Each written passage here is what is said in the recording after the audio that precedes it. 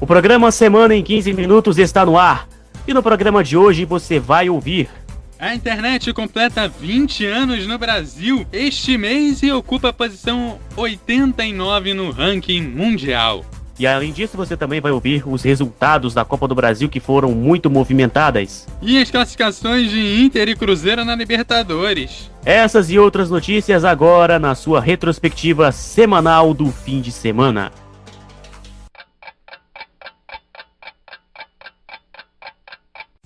Começamos o programa de hoje falando sobre a prova de ciclismo, a Volta da Itália, mas falando especificamente do ciclista italiano Domenico Pozzovivo, que falou que já se sente melhor depois de seus primeiros dias no hospital e que pretende voltar na Volta da Suíça, que ocorre entre os dias 12 e 21 de julho. O competidor caiu na terceira etapa da Volta da Itália, próximo à marca de 28 km para o fim, aonde acabou batendo a cabeça no asfalto e perdeu sua consciência por alguns minutos. Segundo Pozzovivo, ele já se sente melhor e ainda não está totalmente normal, mas melhor do que quando caiu e tem momentos que precisa recordar pouco a pouco. Ele disse também que estava em sua melhor forma e que pensa em focar na Volta da Suíça e retornar competitivo. Bom, nós estamos aqui com o nosso comentarista Pedro Marcon, ele que está fazendo uma participação aqui no programa. Pedro, bem-vindo ao programa Semana em 15 Minutos, né? A retrospectiva semanal do fim de semana, onde nós falamos sobre tudo o que aconteceu de mais marcante no mundo dos esportes, da economia e mais um pouco. Esse caso aqui do Domenico Pozzovivo é bem interessante, né? Ele não está totalmente recuperado, né? Mas já está voltando aí, já está se recuperando. Será que é o melhor momento dele voltar a fazer o que ele sempre fazia? Que é participar da prova de ciclismo? Olá, Gláberson, Eduardo, olá os ouvintes, muito obrigado pelo convite. Olha, eu acho muito arriscado ainda, porque o ciclismo ele exige muito mentalmente e fisicamente, principalmente do ciclista. Psicologicamente, pelo fato de que a volta, seja da Itália ou da Suíça, da Espanha, acaba tendo isso, encarar montanhas, descidas, subidas. São provas bastante desgastantes. Fora que, além disso, tem o contrarrelógio que precisa de uma velocidade maior, tem prova em equipe que precisa ser bem sincronizado, porque o relógio só para quando o último ciclista cruzar a linha de chegada. Então, é bastante arriscado, porque ele pode, se ele não tiver 100%, ele psicologicamente ele pode sofrer, principalmente devido à variação de altitude, dependendo do início e do final, seja em qual cidade for, por exemplo. Principalmente a Volta da França, que é a mais tradicional do ciclismo mundial, onde tem etapas de 138, 150, 170 quilômetros, onde, por exemplo, tem uma linha de chegada que é justamente durante a subida. Então, é algo que, assim, se o ciclista não ficar 100% pronto, ele vai sofrer. Isso pode ser pior e ainda ter que prolongar ainda mais o retorno. Muito bem, agora, Eduardo, é hora de mudarmos de assunto, não é verdade? E agora nós vamos falar sobre a velocidade da banda larga de internet no Brasil.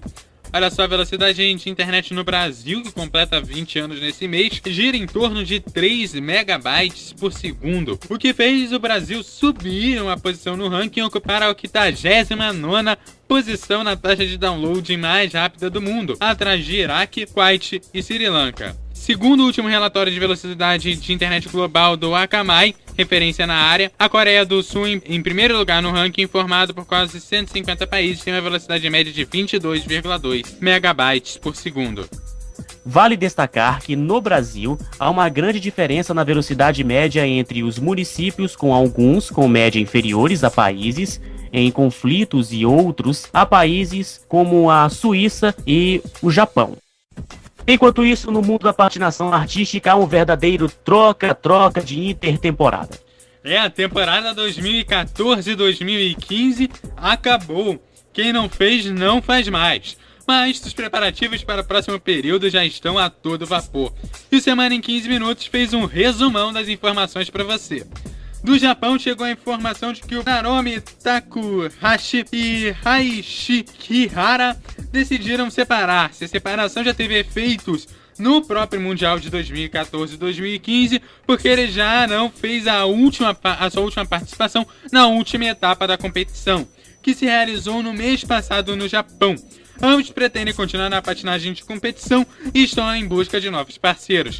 A decisão de separação ocorreu antes mesmo do fim da temporada. A patinadora sueca Victoria Heldsson anunciou o fim da carreira competitiva. Victoria pretende tornar-se treinadora e coreógrafa. Serafina Sarakovich, uma das mais promissoras jovens patinadoras russas, deixou o grupo de Eteri Turibetsi, a mesma treinadora de Julia Liptulskaya, que pôs fim na sua carreira competitiva em janeiro, após cair nas finais das Olimpíadas, perdendo assim a medalha de ouro, e na final do Mundial 2014 e 2015, na última competição de 2014. E Sergei Voronov. Serafina decidiu regressar a São Petersburgo para junto da sua antiga treinadora, Alina Pizarenko.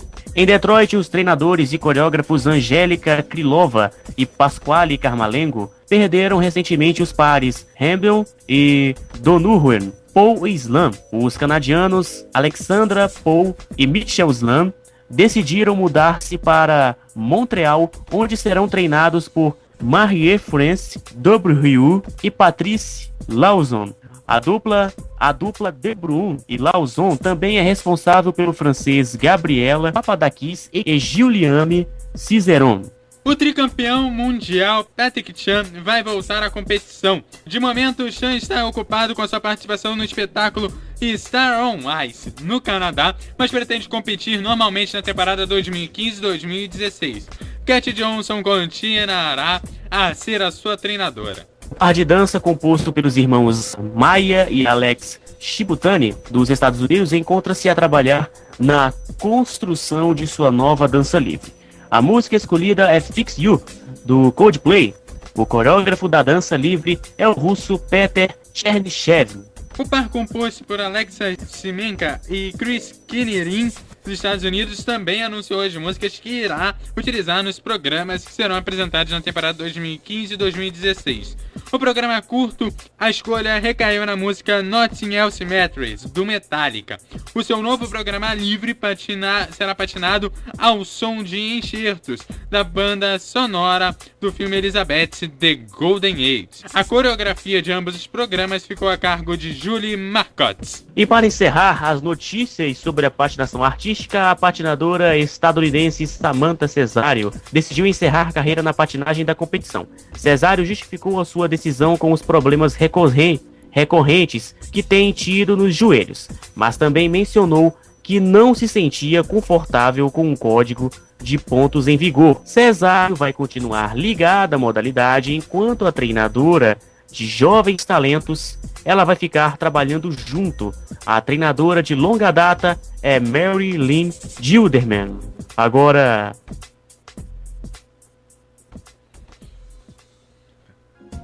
Boca Juniors e River Plate se encontraram pelas oitavas de final da Copa Libertadores da América no estádio La Bombonera, mas a partida acabou terminando em tragédia.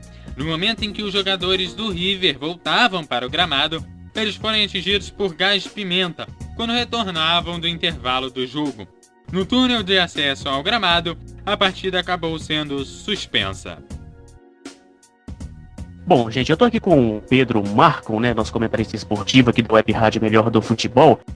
Pedro, essa situação aí do Boca Juniors com o River Plate é uma situação bem delicada, né? Foi uma tragédia, foi algo horrível, jamais visto aí no futebol sul-americano e até mesmo mundial. Lamentável, né, Pedro?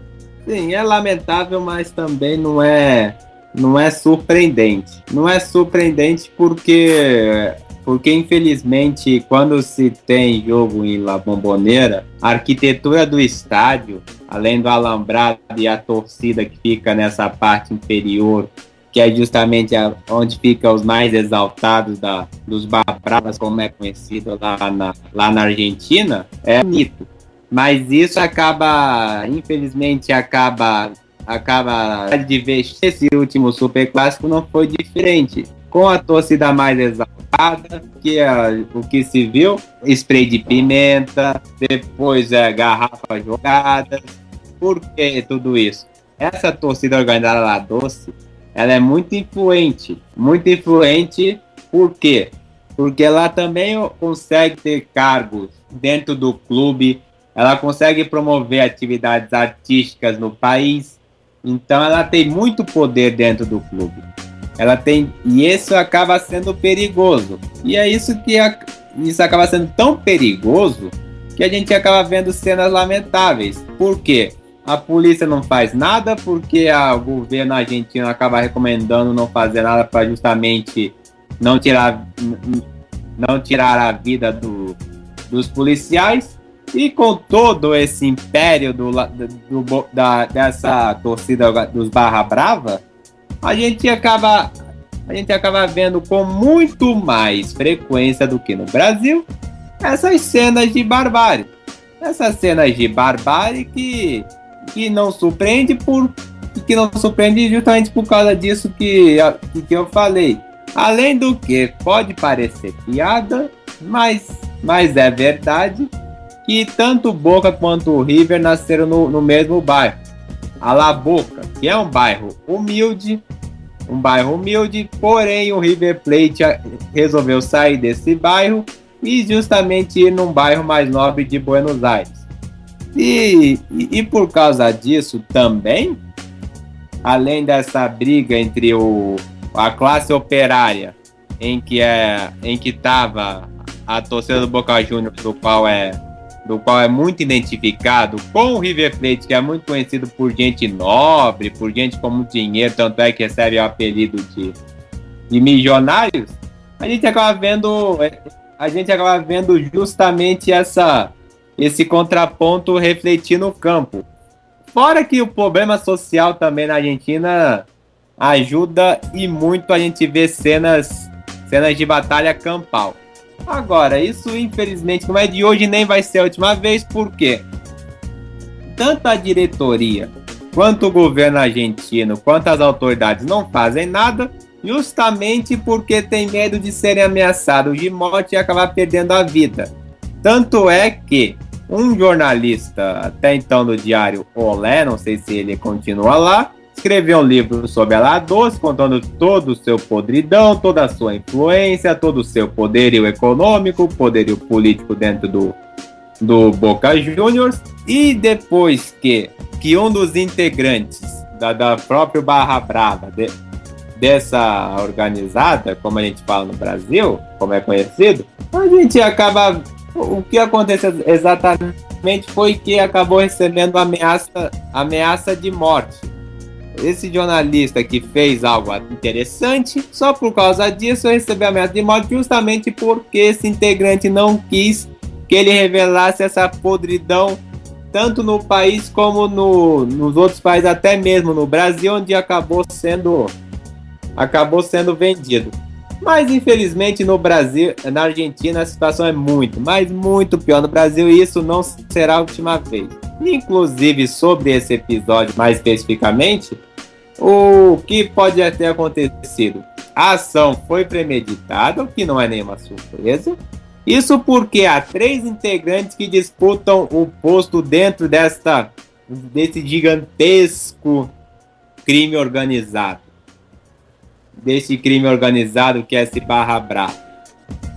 E por causa disso, um desses integrantes, ou até mesmo um desses integrantes que fazem parte de um desses grupos, acabou se indignando e resolveu justamente prejudicar o clube, fazendo exatamente isso. Tanto é que a televisão chegou a mostrar, apesar de que a perícia ela chegou à seguinte conclusão hoje, de que quem teria jogado foi a polícia, o que eu acho pouquíssimo improvável, porque eu duvido que a polícia, apesar de que na Argentina, assim como no Brasil, a população acaba tendo uma desconfiança muito grande na polícia, porque assim como aqui, essa desconfiança acaba vindo exatamente do período sombrio da ditadura militar, que lá foi pior, porque por causa de tudo que a gente acabou aprendendo durante as aulas de história, e quem não aprendeu vale a pena ver, vale a pena saber, porque foi algo bastante sombrio, apesar de conter cenas fortíssimas. Mas voltando ao clássico, isso não vai ser a última vez, por tudo que eu falei, influência no clube, poderio político, pelo fato do estádio não oferecer nenhuma segurança, porque o alambrado fica justamente perto do campo e, consequentemente, perto do túnel. E por causa disso, infelizmente, com esta raiva, com este fanatismo exagerado de parte desses bandidos que fazem parte desse crime organizado, acabam justamente jogando garrafa, jogando isso porque acaba sendo cultural para eles, eles acham normal, mas também porque historicamente a Conmebol acabou permitindo isso, acabou achando que não era não tinha nada a ver com essa barbárie que não acontece só na Argentina, mas aconteceu no Paraguai e outros cantos do continente sul-americano. E agora, com o tribunal, que não faz nem 3 anos que foi formado, a Conmebol, e também sob nova direção, não é mais Nicolás Leoz, e sob nova direção de um uruguaio, está tentando reverter isso, está tentando justamente punir de uma forma mais rigorosa. Por exemplo, São Lourenço, que foi punido do ano passado, o Centurião também foi punido, o próprio Guerreiro, o Emerson Sheik.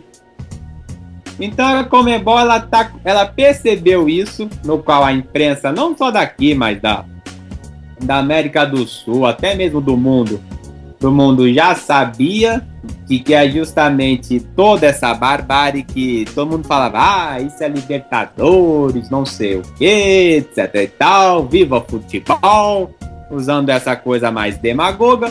Só que, e também não esquecendo aquele episódio do Kevin Espada, e agora, sob nova direção, finalmente a Conmebol está abrindo os olhos, e de fato, aos poucos, eu acredito, com essas punições bem mais rigorosas, pode ter certeza que agora as torcidas, até mesmo essas pessoas que acham que podiam tudo, vão acabar se policiando. Em outras palavras, não só o estádio deles, como também a torcida, quem vê assim na televisão, vê aquela coisa bonita, né?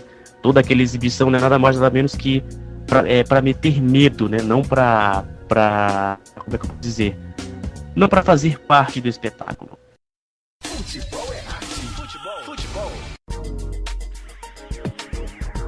Enfim, agora vamos falar da parte boa do esporte. Cruzeiro e São Paulo entraram em campo pelas oitavas de final da Libertadores da América, que ocorreu essa semana, no estádio do Mineirão, em Belo Horizonte. A equipe cruzeirense, como todo mundo já sabe, perdeu por 1-0 diante do tricolor paulista no Morumbi e precisa reverter a vantagem do time de Rogério Ceni, Ganso e companhia. Leandro Damião marcou para o time de Marcelo Oliveira, levando a decisão para os pênaltis. Já nas penalidades, a equipe celeste venceu pelo placar de 4-3 e acabou avançando para as quartas de final da competição. Já o Corinthians perdeu para o Guarani do Paraguai no estádio Arena Corinthians em São Paulo, mas faltou cabeça para reverter o resultado do primeiro jogo quando havia perdido de 2-0. O Corinthians ainda teve 2 expulsões, uma de Fábio Santos e a outra de Jadson. A equipe do Parque São Jorge, de quebra, ainda acabou perdendo por 1-0 para os paraguaios. Já do lado do Internacional de Porto Alegre, o Colorado recebeu o Atlético Mineiro no estádio do Beira-Rio. A equipe gaúcha venceu o Galo por 3-1, com direito a 2 golaços de Valdívia, D'Alessandro, e acabando com qualquer chance de classificação do Galo de Belo Horizonte. O Colorado enfrenta o Santa Fé da Colômbia. Eu quero agradecer aqui a presença do comentarista Pedro Marcon, que esteve aqui conosco participando dessa terapia, que é o Semana em 15 Minutos. Então, bom dia, boa tarde, boa noite a todos e até a próxima. E esse foi o Semana em 15 Minutos, apresentado por Galberson Ribeiro e por mim, Eduardo Couto. Você pode ouvir essas e outras edições no site semanaem15.wordpress.com. Grande abraço e, como diz o meu querido amigo Pimp Mal, um beijo na sua alma.